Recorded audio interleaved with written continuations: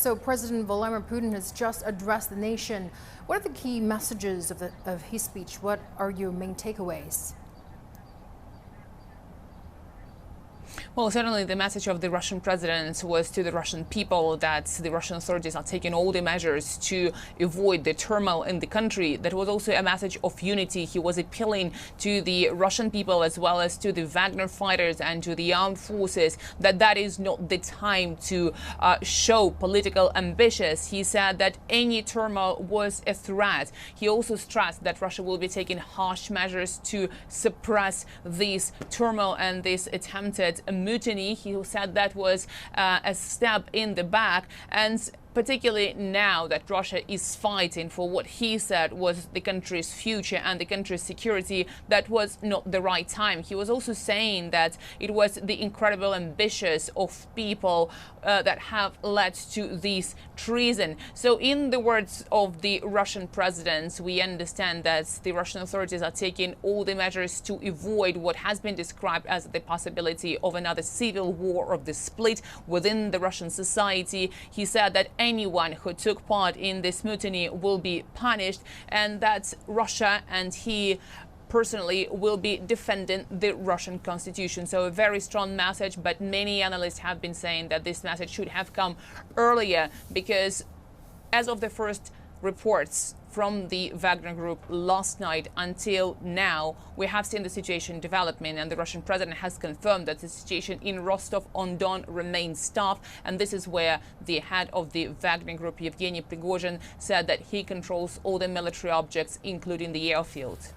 And also, Dasha, please update us on the latest situation, security situation in Moscow and the rest of Russia right now. Is it like a normal life, or have you seen the security measures intensed? Well, absolutely. We have seen the Russian National Anti-Terrorist Committee introducing the counter-terrorist operation regime in Moscow, in the Moscow region, in Voronezh, and in many other southern regions of Russia, including Rostov-on-Don, Voronezh, Lipetsk. We have seen the governors there locally canceling all the mass events in order to avoid any possibility of provocations and acts of terrorism. So in this moment in Moscow, this operation means additional checks. We haven't seen any disruptions to the traffic in the Russian capital, but certainly overnight we've seen many videos of the armored vehicle, the heavy armored vehicle, marching and driving through the streets of the Russian capital, something that the Russian people and the Muscovites are not used to, aside from one day, which is the Victory Day parade or the rehearsal to that. So certainly security measures have been significantly beefed up, but that is because of the threats that the Russian president has identified. As you mentioned, Dasha, the security situation has been beefed up, and also the Russia Anti-Terrorist Committee said it was imposing a counter-terrorist regime in Moscow and the surrounding region. So please explain to us, how will this regime work? Well, so far, we haven't seen many of the measures impacting the lives of the ordinary Muscovites. The traffic is as usual, but we understand that there will be additional checks. Also, that means that all the mass events, mass gatherings have been cancelled because the security measures are tough and the risks of the terrorist acts, as the Russian authorities have described them, have increased. But that has been the case as of early hours of Saturday, when Moscow's mayor Sergei Sobyanin said that those measures would be beefed up. So certainly the Russian authorities are taking unprecedented measures, but that is not what this generation has seen over the past years, for sure. And also, Russia's defense ministry has also issued a statement addressing to the Wagner group, saying it has been deceived and dragged into a criminal adventure by Chief Prigozhin. What is your analysis of the statement?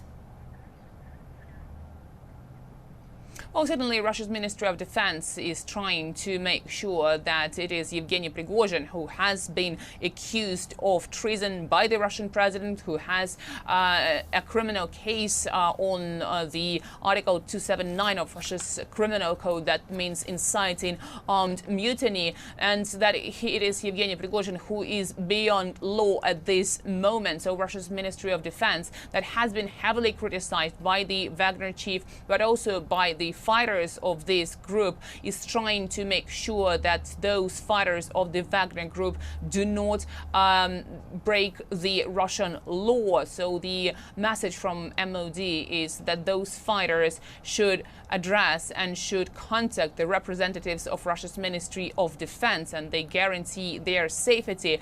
But that's very hard to see, because what we have seen recently was Yevgeny Prigozhin stressing the strong unity among his forces and saying that they all would not sign any contracts with Russia's Ministry of Defense, as it was the case following the law adopted in Russia that obliged all the volunteer detachments to sign contracts with MOD. So certainly it's not clear whether this message would be received, but the Russian president has reiterated this call, praising the work of the Wagner fighters, while what Moscow describes liberating the city of Bakhmut, or Artyomovsk as it is described here in Russia. So certainly a lot of mixed messages, but the main idea of what we are getting today from the Russian authorities is that it is inadmissible to allow the split or the civil war in a country that is waging its special military operation in Ukraine.